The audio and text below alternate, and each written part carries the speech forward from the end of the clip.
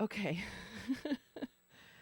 Thank you. I wish Facebook had a way of like doing a check, you know? Anyway, I I'm still following the Karen Reed trial, the case, the trial today was the last day of the witnesses and the cross-examination, and the defense rests today. So tomorrow they begin their closing arguments, and I heard that there are 600 exhibits, so it's going to be long. And I was hoping to have a verdict tomorrow, but I've heard people say that it may take a long time because of that. So there's just so much information. And I was thinking about it as I always think about it. I think about it every day. And I've said this before. I'm sorry to repeat myself, but for those just joining us, I am very engaged in this trial because, I knew nothing about it before I started watching it. I had surgery, started watching, and was instantly engaged. And the reason being is that it's clear to me, as clear as day, that this is a cover up. And it's a very complicated, it's a simple cover up, but it's a very complicated trial, which is why the people covering it up, I think, thought they could get away with it. Because, if you see what's involved in, we all know it's most likely complicated, but when you watch this trial, you can see how many layers there are and how many hundreds of people touched proverbially touched the project and do research and studies and analyses, engineers, other police officers, troopers. But what I learned today, what I learned this whole time is that police officers are not engineers. Police officers are not lawyers. Police officers have a very specific role. And there are a lot of great troopers, police officers, whoever out there. But there are some that are just clearly doing the bare minimum, that are just, in my opinion, aren't qualified. And after watching this trial, it's just abundantly clear to me that some of these guys are not qualified. And that's across the board. That happens in every industry. But when it comes to public safety and first responders, it's very concerning because your life is on the line. And, for example, I'm a registered civil engineer with 5 professional engineering licenses. And part of the licensing requirement is to take an ethics exam. And, you think, oh, whatever, ethics is common sense, but some people don't have it. They're not ethical. And no matter how much you explain it to them, they don't give a shit. But that's part of being licensed. And if you do something, because as a civil engineer, if you're designing bridges, buildings, part of civil society, roads, people could die if you don't do it right. And which is why, as a civil engineer, we need to be licensed in our field, because if we do something wrong and we cut corners, which we can't, but if you do, someone could die and you get your license revoked, you could go to jail. And that's the same thing with police officers and any first responders, doctors, nurses, anyone. I just feel like the Commonwealth relied so heavily on very unqualified individuals to make this case and to reconstruct a crime scene that they didn't even reconstruct.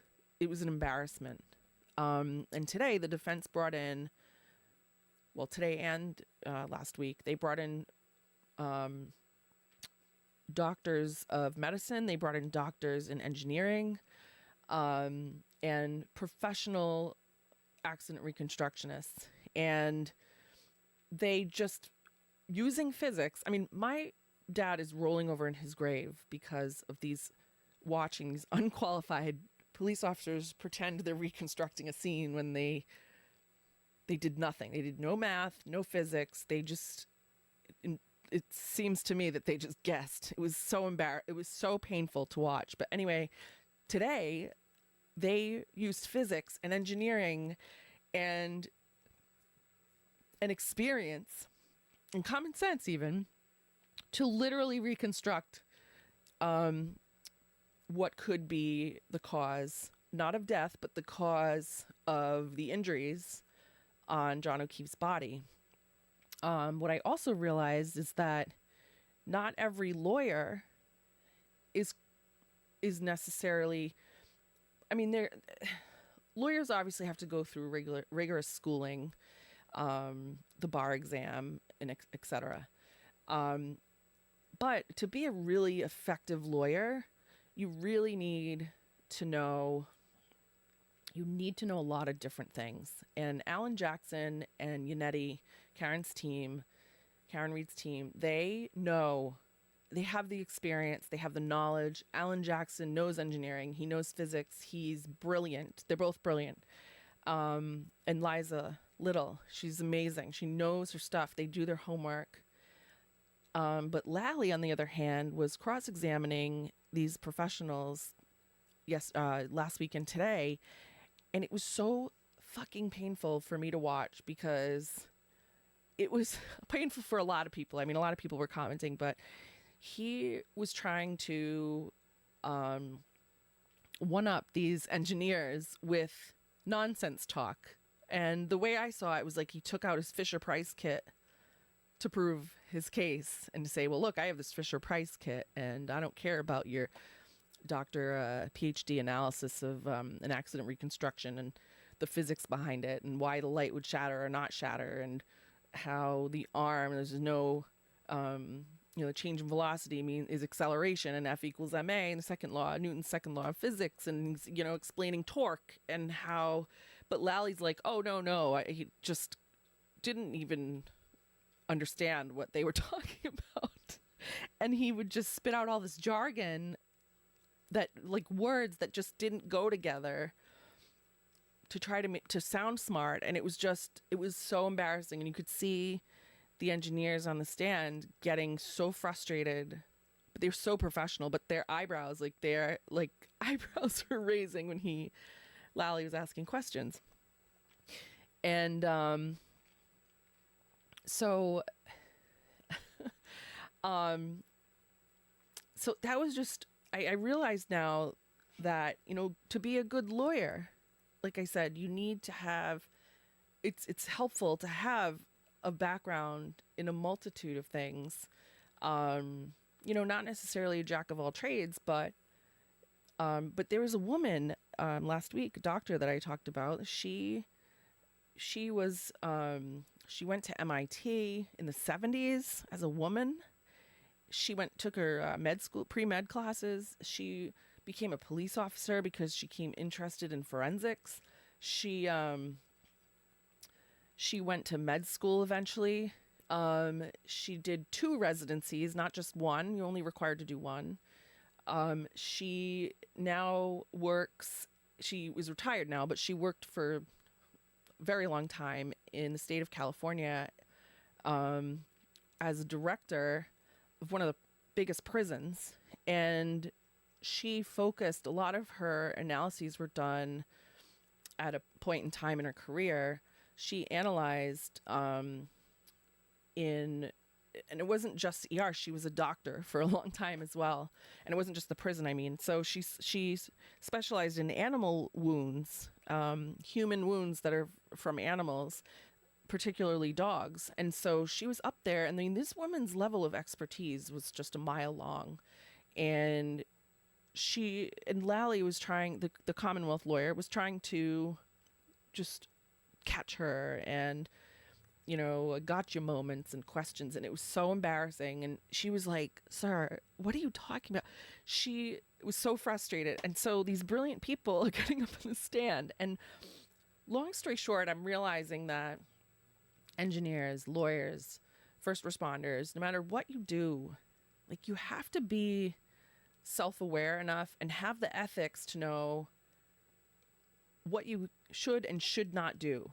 And it's the same thing in my industry. If you have a professional engineering license, the reason why we take an ethics exam is because if there's something that we are asked to do that as an engineer we may not feel comfortable doing because we may not think we have quite the expertise. Let's say, for example, I've been asked several times to do design calculations for different things for people that have odd projects in the area.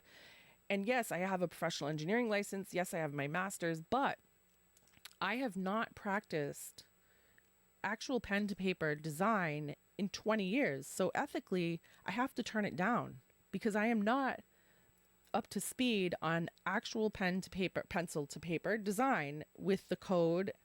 And ethically, I should not be taking these jobs because someone could literally die. So that's what I do. I mean, I left the pencil to paper, the typical design engineering in 2006. So my point is, so now, so this for a long time, actually not a long time, probably just the past year, maybe 6 months, I started to realize, as a politician, a former politician, and being very suddenly interested over the past decade in politics and government and civil service, I realized that I'm interested also in law. So I think I'm going to go to law school. Actually, I'm sure I'm going to do it. I just have to hopefully get into the school that I want. So I'm hoping to be able to use, and now with this case, and this trial, like it's really inspired me and kind of solidified that desire to go to law school. So I'm going to be taking the LSAT in fall and applying to law schools, and hopefully next spring we'll be able to start. Anyway, that's not the point of this live, but I had to explain all of that because I think it's such a key, it's an integral part of these trials, and to see the Commonwealth and this cover up that I think is a cover up, hopefully she's exonerated this week, to see these first responders that, are now being investigated by the FBI, hopefully the feds, like it all comes out once Karen's trial's done this week. But these first responders have been, the more you learn about their backgrounds, that are the people that are involved in the case, the Alberts and the McCabe's, and the, others in the periphery, the more you realize, like, they have so much power and they have been getting away with so much, and they do have a lot of experience, and some of them might be really smart, although they're not physicists. There's so much that clearly they left out of this cover up, and that's why they're getting caught. But to catch them is very, very hard. I mean, look at how much Karen had to go through and hire the best of the best, which cost so much money. If it was any of us, we'd be screwed. So thank God for Karen that she had the means and the capacity. I mean, I'm sure her family has depleted everything to do this, but what else are you going to do? You have to defend yourself. So I am frightened by it. And so I feel like, oh, thank you, Mary Margaret. I'm frightened by this whole thing. I see a lot of, now I see a lot of corruption, and I'm sick of that word being thrown around, however, because there's someone in my community that is one of the biggest bullies that I've ever encountered in my life. I've never met them, this woman. I've never met her. She's literally never spoken to me and had a conversation. She moved to town from another town several years ago, and she has been, everything she touches dies, basically, not literally, but she's one of the biggest bullies, and every city or town that she's lived in, she's like burned it down. And right now, she's capitalizing on this trial and trying to make a name for herself. And it makes me so sick because there are people that at first they believe her. I mean, they'll all figure it out eventually. I'm not here to tell them, but they'll all figure it out. But what frightens me is she's not the only one. Like, there are other people, and I'm going to get into a story here as to why my town, Somerset, Brayton Point neighborhood, 02725, not all of them, just a group of them, the Save Our Bayers, Save Our Bay Brayton Point. They are the Canton of Somerset. And the same families in Canton that have had the deepest roots, and they're very established first responders now. They have decades in this as first responders. They have connections with the state. They have connections at the federal level. They have connections at the local level. And it's very easy for them, and it has been very easy for them. But the time's up. The clock has run out. Their luck has run out, and in my opinion. And what's frightening is that so much damage had to be done for them for justice to be served. And I did a quick Facebook Live like a week ago, and I'm like, I had an epiphany in the car, and I was like, how are these people still standing there? Like, what is wrong with society that these people, like, okay, maybe justice will be served, but look at what destruction they inflicted on their community. And I mean, Turtle Boy was assaulted yesterday by some of them. That he went out to eat to do, like, he's a journalist. Like, he went to Canton to do some recon work. Good for him. He does a great job. He went to do some work. That's what he does. And so he's in Canton. He wanted to go out to eat. And they all caught wind that he was there because they're still hanging out at the same bars. Like, nothing's going on. Like, if you have a trial going on and you have a spotlight on you, why would you be getting hammered or hanging around on the sidewalk at those same bars? Like, I was bullied and assaulted 3 years ago, and that's the story I'm going to tell you, and I was so traumatized, I didn't fucking go out in Somerset for 3 years. Barely. Like, I didn't want to see anyone, and I wasn't the aggressor. So these people are the aggressors, and they are acting like they're above the law. There's this massive trial going on that they're involved in, and they're just chilling like no big deal. And they assaulted Turtle Boy, got in his face, screamed, grabbed his phone, hit him. And so luckily, those people that assaulted Turtle Boy are being charged. Hopefully they'll be officially charged and arraigned after a hearing. But the Canton police did the right thing. They showed up and charged, even though they're brethren with the Alberts, they charged them. They know they're under a microscope, but the Alberts and the McCabe's, like, they think they are above the law because they have been for a very long time. So what do we have to do?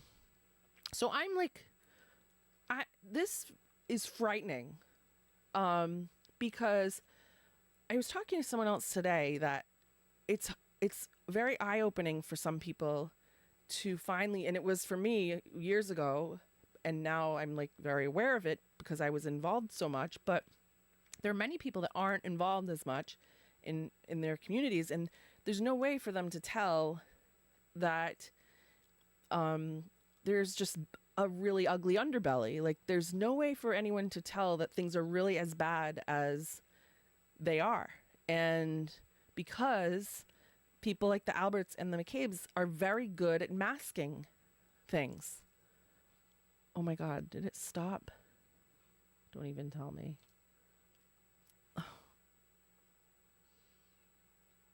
Hold on a minute. Did it stop? Oh my God, this live. Is it still going?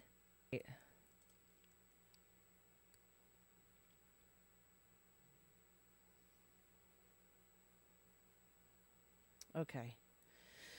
I was on a roll. So I'm going to splice the two lives together and put them on YouTube. But anyway, I was telling you about how lawyers, civil engineers, and first responders and anyone in the industry that involves the safety of a human being or that involves something that could potentially kill a human being needs to be, those people need to be incredibly qualified and need to have ethics. And what I'm seeing is that the people in Canton the people that are involved in this, what I think is a cover-up, what a lot of people think is a cover-up, to frame Karen Read, they aren't as smart as they should be, which is abundantly clear to me because when they were covering this up, they did what they were limited by the knowledge that they have or don't have, and they don't know physics. They're not engineers, they're not lawyers, and I'm pretty sure they planted all that evidence and didn't think how ridiculous it would sound to the qualified engineers that were brought into this case today, and basically said there is no way that John O'Keefe was hit by a car. So hi, Paige. I did a live before this, so it ties it together, and it got cut out, so I had to start over, which is why I'm here again. So if you want to hear that, it's not too long, but anyway, it's just the next post down. But anyway, so I am petrified to live like okay, it's similar to why I ran for office in 2016. I could not sit back and just watch. I can't sit back and just watch stuff happen, and I'm crazy. I'm a type A. I'm a wicked type A. But whatever. Someone has to be, I guess. So I couldn't sit back then and just watch stuff not happen in the community. And so I got involved. But other people get involved for the wrong reasons. They want the power, they want the control.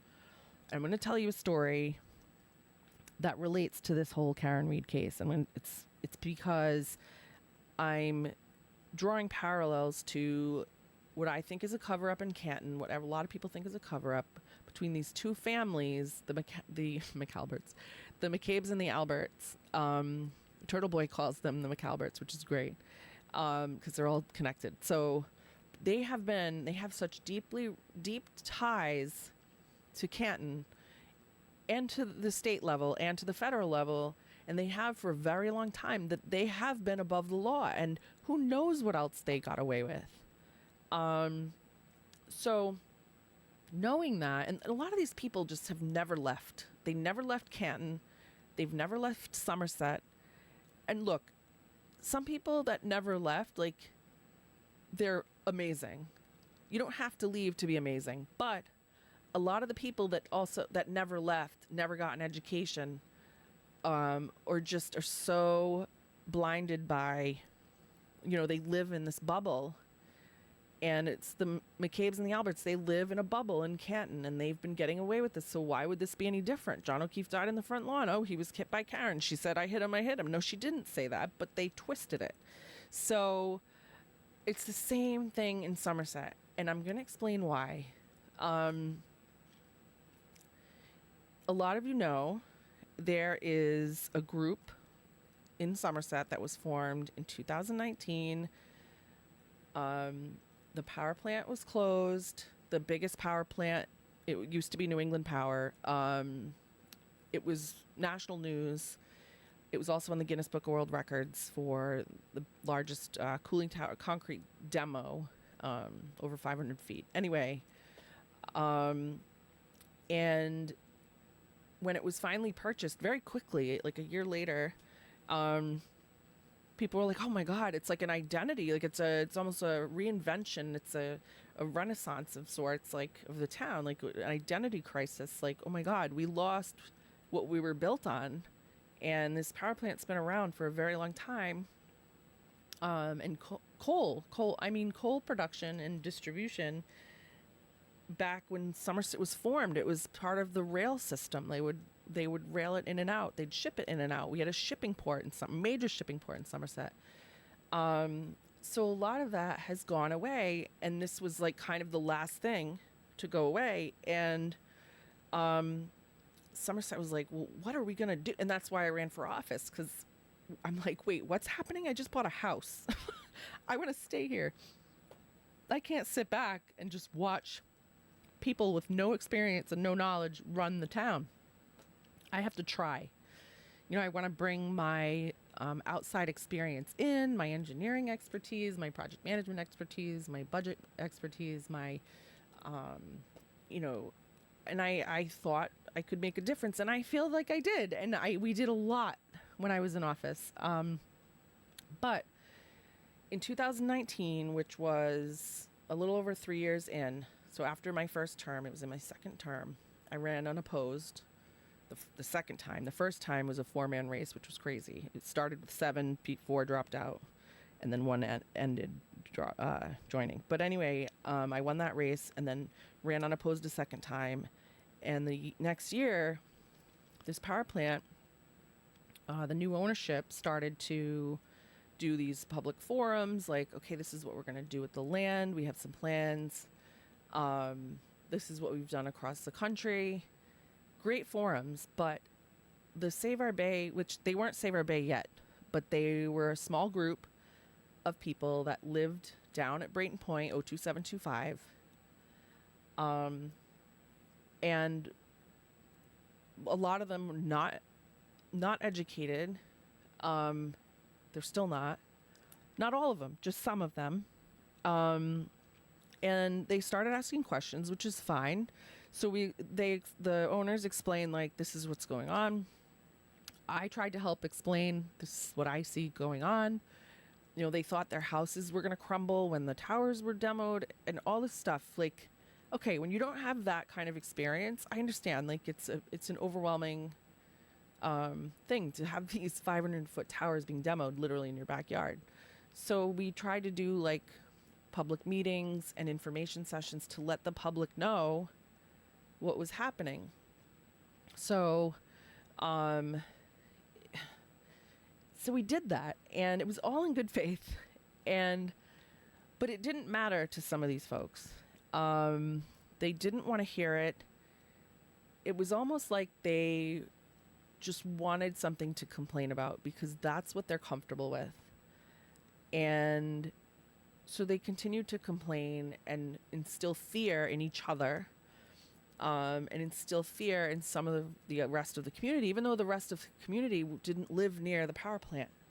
So I would try to help explain. They didn't want to hear it. And then the owners brought in, now there's a longer story. I'm not going to get into the rest, but it got so ugly with this small group.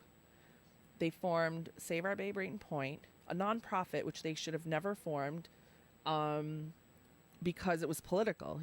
That's illegal. Like, you can't, the IRS has revoked your status. But they did anyway, because they didn't know what they were doing. And they fought tooth and nail. Because they have basically, since 2019, have been controlling the fate of Somerset. And they still are. And the law, which is part of why I want to go to law school, because this happens everywhere. You have a small group, a special interest group that latches on to a cause that makes them feel good about themselves. They're contrarian. They want to fight. It makes them feel like they're accomplishing something. And it gets to the point of diminishing return where they're just not asking logical questions anymore, and they're not making logical accusations. But the law in Massachusetts enables people like that to do that and extend multi-million-dollar, sometimes billion-dollar companies.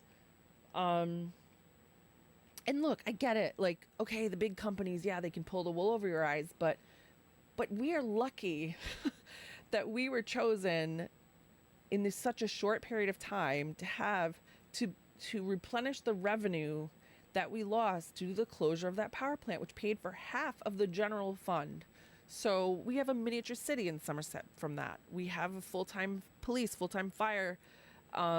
We have all the services we could want: water, sewer. We've had them for a very long time. Trash pickup, very good school systems. The school makes up the biggest employer. They make up about 70% of the budget.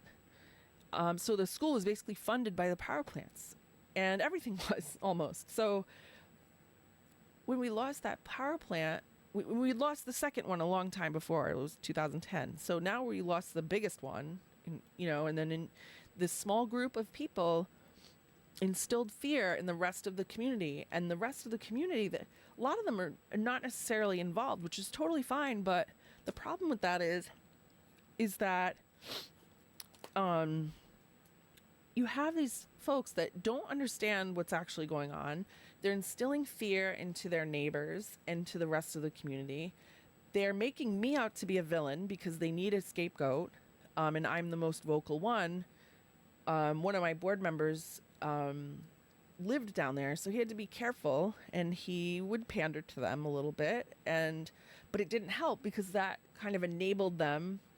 I'm sure he doesn't feel the same way anymore, which is great, but it was hard for him, I'm sure. And for me, I don't care if people don't like me. Like I cared at the beginning. It was very upsetting because I care about the town and I'm just here to like help the town. But these folks that were fighting and creating this cause that doesn't really even exist, like the bay doesn't need to be saved. I'll get bullied after this live. I don't care. I'm just tired of it. So, and I'm speaking up because I watched this Karen Reed case. I mean, I've been speaking up for a while, but despite my assault, which is frightening, but I watched this Karen Reed case, and the community of people that are rallying behind her, speaking up, sticking their neck out to support her because they see and they believe in her, is so hopeful to me. After the past, 5 to 10 years of this bullshit in Somerset, and one of the biggest bullies I mentioned in the last live below, when I started, before I got cut off, that there's one of the biggest bullies in the community is capitalizing on this Karen Reed case, saying there's so much corruption in Somerset. Honey, you're the corruption. And this person, like, she bullies everyone that she doesn't even know, just to latch onto a cause. And people are like, wait, you've never met her? I'm like, no, I've never sat with her. Like, she's never spoken to me like an adult. She's never spoken to me, period. She sent me a nastygram once, but I didn't respond, like, on Facebook. Like, I'm not responding to someone that's just trashing me all the time for no good reason. But she does it to everyone. And it's the frightening thing is that people like her and this other group, Save Our Bay, that she's part of, and a lot of them are like that. I mean, they're bullies. They threaten to throw rocks on my lawn to make me feel bad. They threw stuff on my lawn. And we had cameras, so we caught them. And, they tormented our town planner. And so I have a list here. I'm going to go through kind of a chronology. Some of you already know all this, but some of you don't. And I'm putting it out there because I just want the world to know what is happening in Somerset and what has happened in Somerset. And because in Canton, people are finally speaking up, and good for Turtle Boy. Like, he blew the lid off of this thing. And if it weren't for him, like, I don't know if if these folks, they probably would have gotten away with literal murder. And I'm praying this week Karen's exonerated, but we need more people to speak up. So in Somerset, the whole live is, I realized the other day, I'm like, Brayton Point neighborhood and the Save Our Bayers, they're the Canton of Somerset. They have been, most of them that are involved in this group have been here their whole lives. They have done so much damage over the past few years. And they've gotten away with it because the law enables them to do that. There's an appeal process, and they don't know anything about engineering or the environment or environmental engineering or fluid dynamics. Like they're like, there's stuff being dumped in the bay. No, there's not. The bay is clean as it's ever been. DEP was here, EPA was here, and they said there was no issue. And their role, DEP and EPA, was to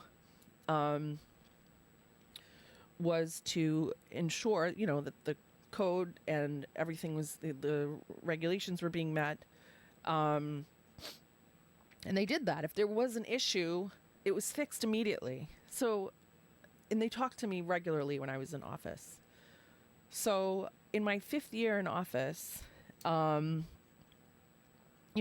actually before my 5th year, when this whole thing started to uproar in 2019, I was being accused by a state cop that lives in our community. I was being accused of collecting white envelopes. He was putting it on Facebook, telling people I was colluding. Like, who does? This guy's a first responder, and he's defaming my character online. And people believe him because he's a state police trooper. So and he got away with it. Like, oh, it's not bad enough. It's not bad enough. Well, guess what? It's not bad enough. Adds up. It's death by paper cuts. It adds up and adds up. And look what Karen Reed is dealing with. It adds up. And the McAlberts, as Turtle Boy calls them, have been getting away with so much for so long. The trial exposes some of it. I'm sure the feds will expose more of it when they're done. They're not done yet. So, all right. So what is it going to take? So like, that's why, I have my engineering degree. I watched this trial. I'm like, these people are brilliant, but they have a layered background. I want to go to law school. I want to run for higher office again someday. Not again. I've never run for higher office. I've only run for local office. I'm going to run for higher office someday.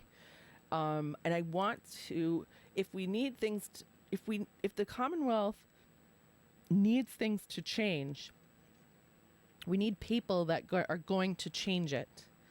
And we need them to have the right expertise to bring to the table.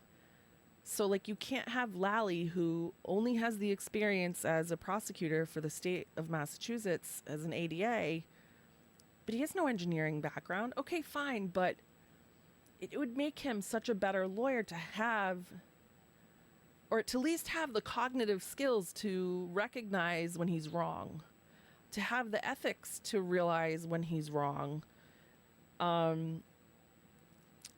and not just focus on winning a trial. Like, someone's got to lose, and it's you, dude.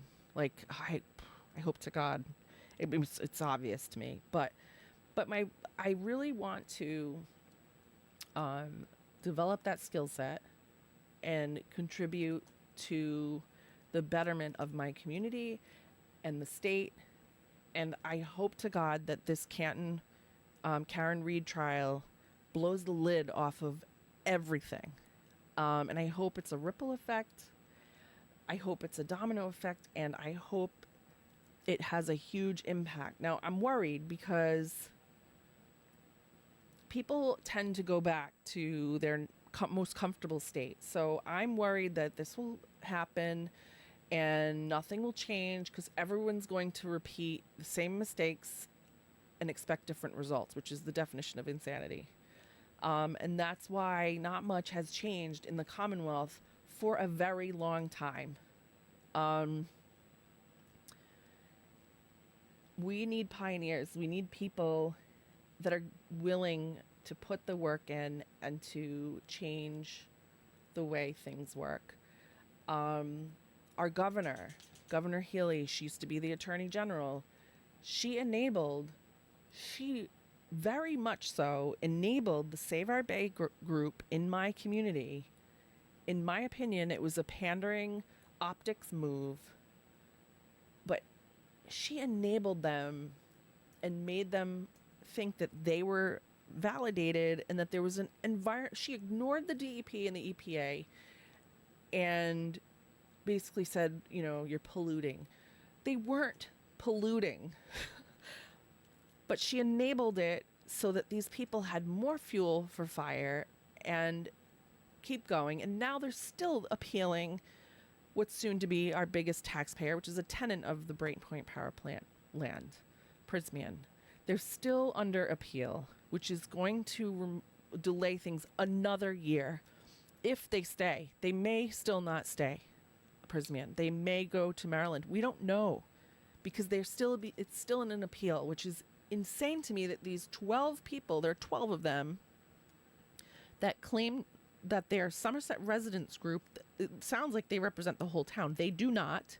They represent 12 of them, and they're delaying the whole thing. They're determining the fate of the entirety of Somerset, and the law allows them to do that. The law allows that. That is insane. Like, think about it. The law allows them to appeal on what grounds?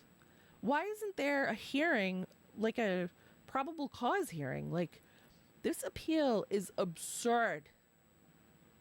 And they go and they get dressed up and they get on the camera, and it's so embarrassing. It's worse than what we see Lally doing for the Karen Reed case with the Commonwealth. It's so much worse. These people have never been involved before. Some of them have actual law degrees, which I cannot believe, because they're terrible lawyers, and they don't sound educated.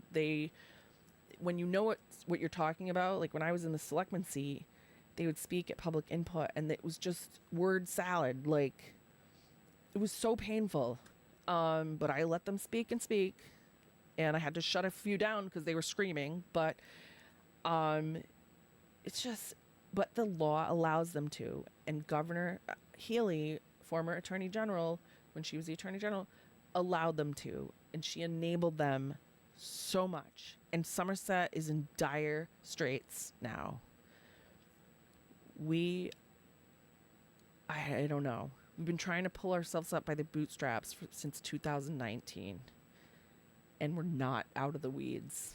Our taxes went up 16% last year, which is more than what they went up when I was in office, when the power plant closed and it was rock bottom. That should have been the rock bottom back then. 15%. Last year was 16%. That should never have happened. But it's because all of the investors and developers in town left. The new ones that were coming were like, we're not dealing with this group Save Our Bay. F that. I know for a fact the town got letters from potential revenue of $1 million a year from one potential investor. And he said, I am not dealing with these people. And he left. Another investor had bought a property and was redeveloping it and preserving the history of the building. He left. He sold it. Bye. Now that project's delayed 3 years. There's more. I could go on and on and on. I did this during my campaign. I don't want to do it anymore. But you need to know. And the law and Governor Healy and the way things are run in the Commonwealth is enabling this to happen. So how do we get it to stop? Like, why are these people still standing there? Why are they allowed? Why are the McAlberts allowed? You know, why? Why is this happening? Why aren't there checks and balances in place? So yesterday, now I'm kind of getting to the point. Turtle Boy was assaulted, like I said. He was in Canton to do some recon work. He's a journalist. He was doing some awesome, just evaluation of some of the testimony by driving down certain roads that were mentioned, etc. And he's done that a lot. He's been journaling or been a journalist for this case since day one, which was over 2 years ago. And he went to jail for it. So he has truly put his life on the line, his neck on the line for this, which God love him, because we need more of that. And so But we don't have that in Somerset. Like, I'm trying my best to speak up and to bring awareness like Turtle Boy has. You know, mine's a much smaller scale than this Karen Reed case, um but still, like, we need to bring more awareness to the underbelly, the ugly underbelly. So anyway, this group, Save Our Bay, they formed. We went through the whole, several years of public forums, and then eventually, and I'm not going to get into the nitty gritty right now because it's for another day, but they were appealing and they were coming to the permitting hearings and delaying things and throwing wrenches in the mix, and it just like derailing things. And they've delayed it so much and have had such an effect on this large developer in such a negative way that they have determined the fate of the town. But they got so too big for their britches. They still are. And I have dog hair on my I always have dog hair, like, and it makes my nose itchy, so I'm sorry. Anyway, they got so enabled and so full of themselves, they literally assaulted me. So I spoke up for the town, defended the town, tried to get everything to be smoothed over, to a point where I was like, I'm not putting up with it anymore, and I started just calling them out. I tried to give them what they wanted, even though it wasn't necessarily what should have happened, but I tried. Didn't matter. You could have given them $1 million, they still would have fought, and they're still fighting. So I just got so sick of the bullshit that was being enabled by the rest of the silent community. There was nothing else I could have done. And I also knew that because of the vendettas that this group created, that the two new selectmen that I had to sit with were part of the group, because they actually got them elected. This group got these people elected. They instilled fear. They got people to believe them at first, and they got these two people elected. And they're very good at masking themselves. So the night the second one of the three was elected, I was the chair at the time. I said, that's it. I'm done. I am resigning. I'm not going to sit here and scream at them at every meeting. That's a waste of time. I'm resigning, and I'm going to fight from the outside so I can be louder. And, if I was sitting as a selectman, I wouldn't be able to say as much. So I resigned. A lot of you know that story. And I started speaking up more in 2021. April 2021, I resigned. 4 months later, so I was speaking up. I had friends down in that neighborhood because some of the people, like, they were so afraid to speak up. They had to live down there. They were afraid of their neighbors. They still are.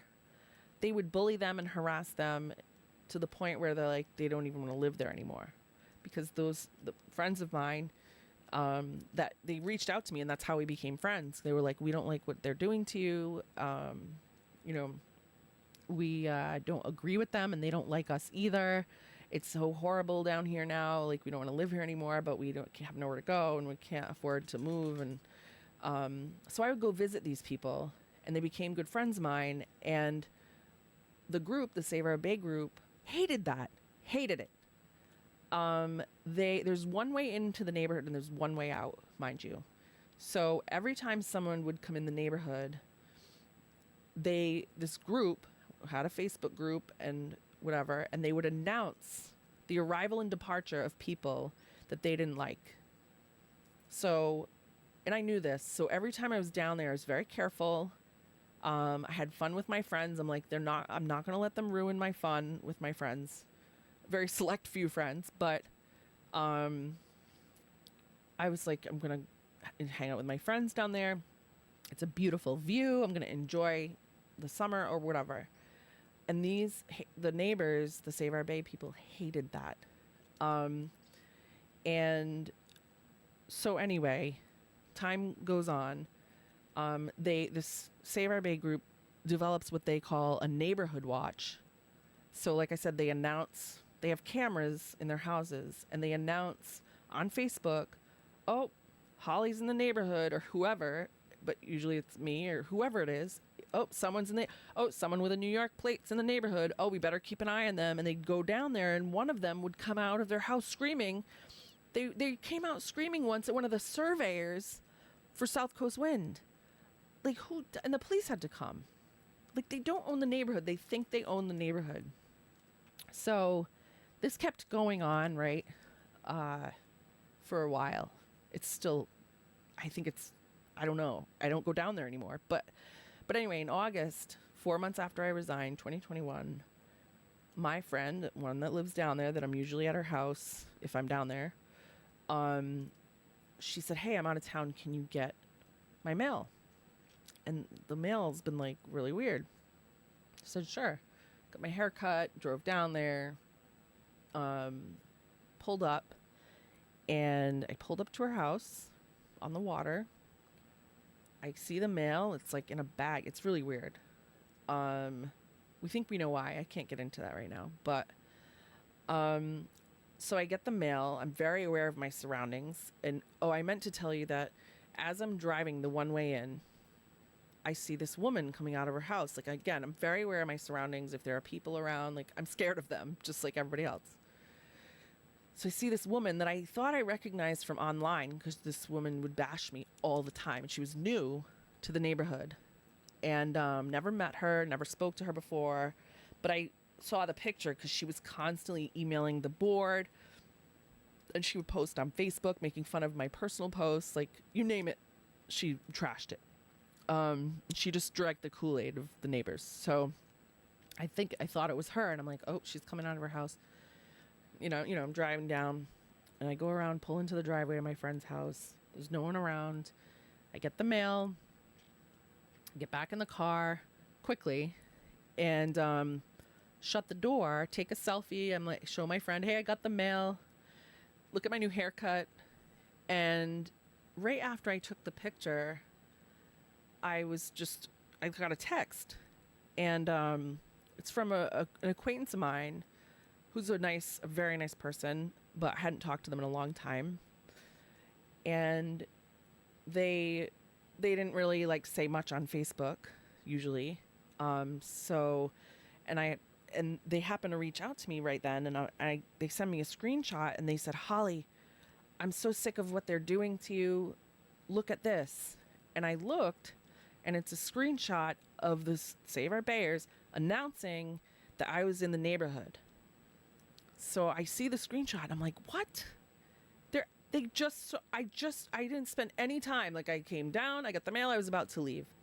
And I'm like, oh my God. Well, as soon as I read the message, that woman that was coming out of her house appears at my driver's side window, knocking.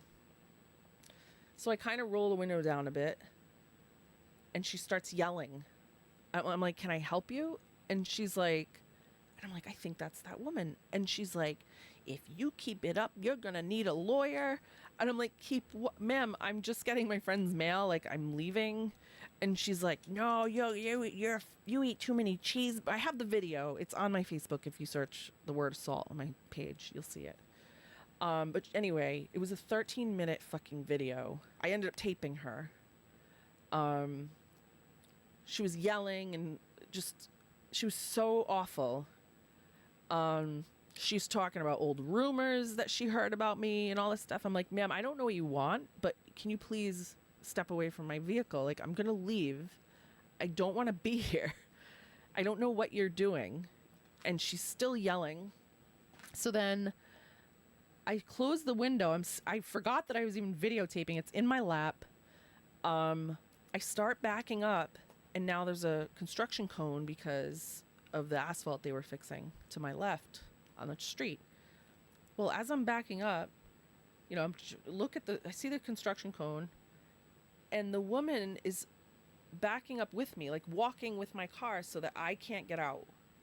And then I realize her friend that drove her there, apparently this friend picked her up to bring her here to harass me and assault me. Her friend was blocking me in the driveway, so I couldn't get out. So then I'm panicking. I'm like, what? I can't get out. So and then if I was going to get out like around the car, I would have to run the woman over. So I start really, like, I start crying and I'm panicking and I'm like, what am I going to do? So then I just call 911, and dispatch took forever, like rerouted. I don't know what happened, but the cops finally came. The woman knew to move her car so that I wasn't blocked in, because she knew she'd be in trouble. And, but the cops didn't put that down. Now, mind you, what had just happened a little, 4 months before this, after I resigned, and I knew it was going to happen. 4 months before this, the week after I resigned, the two corrupt selectmen that were elected, and the reason why I resigned, got rid of our long-standing police chief, who had a spotless 33-year record. Incredible man. Just got rid of him. Didn't renew his contract. By law, they didn't have to give a reason. They didn't renew the contract, but they read the contract wrong. So they had to pay, and they refused to rescind it. So they had to pay his salary for another year. And they appointed their friend, who is a sergeant at the time, who couldn't even make you lieutenant because he was interviewed by all the chiefs in the region who were like, no, he's not getting the job. He skipped over all the police officers, all the ranks, the captain, everyone, and they appointed him chief. And he's the part of Save Our Bay. He's still a chief right now. So this group of people were emboldened because, he's the chief. We can do what we want. We're going to get away with it. They almost did. So the police officers that did the intake were like, you should go you can file your own harassment order. I'm like, no, I want you to press charges. I think they might have been afraid. I don't know. I think they were afraid because of their chief. Ultimately, it went up the chain, not to the chief. I'm not even going to get into who, but it ended up ultimately the police pressed charges, and it went to a magistrate hearing, which thank God, because it was horrendous. It went to a magistrate hearing. The woman, I brought a lawyer. The woman was pissed that I had a lawyer. She thought it was just going to go away. I was also sexually assaulted by one of these people years ago, and she brought that up. So somehow they were still talking about that. It was horrible, but she pissed off the magistrate so much that he's like, yeah, he pushed it through. He's like, you're getting charged, you're getting arraigned with assault and battery. And eventually she had all her firearms confiscated, and she had a no contact order, and she was on probation. She had to meet with a probation officer for, I think it was like 3 months. She ended up selling her house and moving. I don't know if that's why. I hope that's why. I don't know. But good riddance. Bye. So, but that's the kind of shit, like, that should never have escalated to that point. These people were so emboldened by the repetitive enabling, by the silence in the community, and the enabling of the attorney general, and the enabling of other politicians in the area that were either pandering to them for votes or afraid of them. I mean, I get it, but like, if we're all banding together and we're not afraid of them, then they stop. It needs to be stopped. Just like Canton. It should have been stopped a long time ago. So, yeah, so I mean, that's just one story, and I had to get on here and tell y'all that story. But yeah, if you go to my Facebook page and you search the word assault, you'll see it.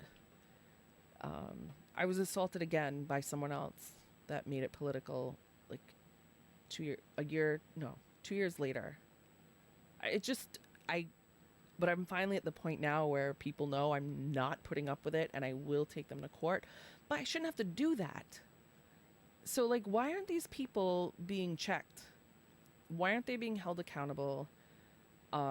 Something has to change. The form of government needs to change. I don't know. The law needs to change. I haven't figured it out yet, but I'm just going to keep, like, learning until I can hopefully make a difference, because it's absurd. And Karen Reed should not have had to even go to do this. It should have stopped when it started, or before it started. John O'Keefe should not have died. He was killed in that fucking house. I'm convinced. So that's my rant of the day. I don't know if anyone feels like calling in, but the phone number's up there as a comment. The phone is working. I checked it. Oh, Dan is texting me. He doesn't know that I'm doing a live. Anyway, I hope everyone's doing well. It's already 10 o'clock. Oh my God. I'm so bummed this doesn't work on the other platforms. My computer doesn't have the bandwidth, I guess, or the internet. I don't know what it is. I'm not an IT person. Maybe I need to learn IT too. I'm just kidding. I'm not doing that. But I do want to go to law school, and I'm about to register for the LSAT because I'm crazy. And I just can't sit back and watch. And I'm not running for selectman, so that ship sailed. I've done my deed. I did my good deed. That's tied up. It's done. I'm happy with it. And it's time to move up. But anyway, I can't tell who's watching it. I mean, it tells me there are people watching, but I don't know. I don't know who it is. So I should start doing, I keep saying I'm going to start doing these earlier, but it always starts too late. But I hope you guys are well. And that is why Save Our Bay, Brayton Point. I mean, it's not all of Brayton Point. It's not, there are really good people that live down there. And they don't put up with the bullshit. And they're starting to speak up. And I feel bad for them. But Save Our Bay, Brayton Point is the Canton of Somerset, ladies and gentlemen. Somerset Residents Group is 12 people that does not represent the town. They are also part of Save Our Bay, Brayton Point, and they are the Canton of Somerset. Just had to put that on the record. Hope everyone's good, and I'm going to splice this together and put it on YouTube. I hope it works, and I will talk to you guys soon. All right, good night.